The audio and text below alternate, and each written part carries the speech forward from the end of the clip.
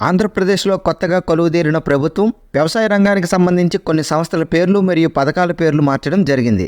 రైతులు ఈ వ్యవసాయ పథకాలను సక్రమంగా అందిపుచ్చుకోవాలంటే ఈ పేర్లు మార్చబడిన పథకాలపై అవగాహన ఉండడం చాలా అవసరం. కాబట్టి ఈ వీడియోలో వాటి గురించి మాట్లాడుకుందాం. అవన్నీ మాట్లాడుకోబోయే ముందు నేను మీ శ్యామ్ ప్రసాద్, మీరు చూస్తున్న అగ్రిటెక్ డిస్కవరీ ఛానల్. ఈ ఛానల్ను మొట్టమొదటిసారిగా చూస్తున్న వాళ్ళు దయచేసి సబ్స్క్రైబ్ చేసుకుని ఈ ఛానల్కి సపోర్ట్ చేయండి. అలాగే వ్యవసాయ సమాచారాన్ని నోటిఫికేషన్ రూపంలో పొందడానికి ప్రక్కనే ఉన్న బెల్ బటన్ నొక్కండి. ఈ వీడియోను స్కిప్ చేయకుండా పూర్తిగా చూసి నచ్చితే లైక్ చేసి మీ తోటి రైతులకు షేర్ చేయండి. ఈ వీడియోపై మీ అభిప్రాయాలను మరియు సందేహాలను కింద కామెంట్ రూపంలో తెలియచేయండి. 1. ప్రతి సచివాలయ పరిధిలో ఉన్నటువంటి వైఎస్ఆర్ రైతు భరోసా కేంద్రాల పేరును రైతు సేవా కేంద్రాలుగా మార్చడం జరిగింది. 2. ఈ రైతు సేవా కేంద్రాల్లో ఉన్నటువంటి గ్రామ వ్యవసాయ సహాయకులు, విలేజ్ అగ్రికల్చర్ అసిస్టెంట్స్ పంట వేయగానే ఈ క్రాప్ బుకింగ్ చేస్తారు కదా, ఈ క్రాప్ బుకింగ్ పేరును ఈ పంట నమోదుగా మార్చడం జరిగింది. 3. ప్రతి నెల రైతులకు వ్యవసాయంపై నూతన సాంకేతిక పరిజ్ఞానాన్ని అందజేసే మాసపత్రిక మ్యాగజైన్ రైతు భరోసా మ్యాగజైన్ను పాడి పంటల మాసపత్రికగా మార్చడం జరిగింది. 4.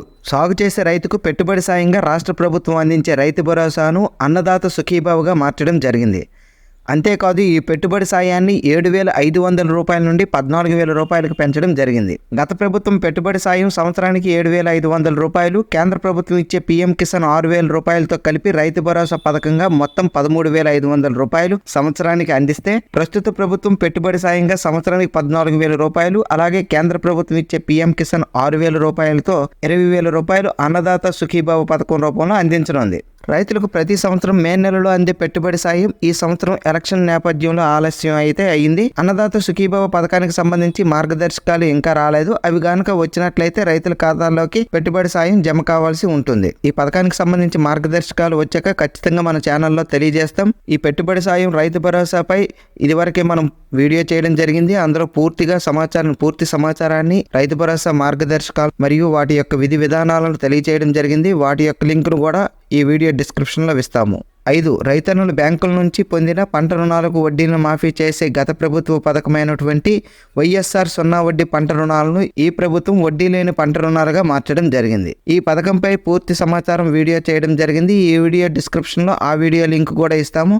అది చూడని వాళ్ళు ఈ పథకంపై పూర్తి అవగాహన తెచ్చుకోవచ్చు. ఇక 6వ పాయింట్ కనుక చూసుకున్నట్లయితే, పంటల బీమా పథకాన్ని గత ప్రభుత్వం వైఎస్ఆర్ ఉచిత పంటల బీమా లేదా వైఎస్ఆర్ ఫ్రీ క్రాప్ ఇన్సూరెన్స్గా అమలు చేస్తే, ప్రస్తుత ప్రభుత్వం దానిని రైతు భాగస్వామ్యంతో ప్రధానమంత్రి ఫసల్ బీమా యోజన PMFBYగా అమలు చేయనుంది. ఈ పథకానికి సంబంధించి కూడా గత 3 సంవత్సరాలు ప్రభుత్వం విడుదల చేసినటువంటి నోటిఫైడ్ క్రాప్స్ వీడియో రూపంలో తెలియజేయడం జరిగింది. వాటి యొక్క లింక్స్ కూడా ఇస్తాము, అవసరం అనుకుంటే చూడొచ్చు. ఈ పథకం ద్వారా ఎవరు లబ్ధి పొందారో పొందలేదో ఒకసారి కామెంట్ చేయండి. ఇక 7వది, రైతులకు రాయితీపై యంత్రాలు పనిముట్లు ఇచ్చే పథకమైనటువంటి వైఎస్ఆర్ యంత్ర సేవ పథకాన్ని ఫార్మ్ మెకనైజేషన్ స్కీమ్గా పేరు మారి ఇక నుంచి అమలవబోతుంది. ఇక 8వ పాయింట్, గ్రామాల్లో ఉన్నటువంటి రైతుల వ్యవసాయ పనులకు అద్దె ప్రాతిపదికన యంత్రాలు ఇచ్చే వైఎస్ఆర్ యంత్ర సేవా కేంద్రాలు ఇప్పుడు కస్టమర్ హైరింగ్ సెంటర్స్గా సేవలు అందించనున్నాయి. ఇక ఈ పేర్లు మారిన వ్యవసాయ పథకాలు కానీ, వ్యవసాయ సంస్థలు కానీ, వాటిపై మీ యొక్క అభిప్రాయాన్ని కింద ఖచ్చితంగా కామెంట్ చేయండి. అలాగే ఇప్పుడున్న పథకాలపై గతంలో లబ్ధి పొందినటువంటి రైతులు లబ్ధి పొందారని, పొందకపోతే పొందలేదని కామెంట్ చేయండి.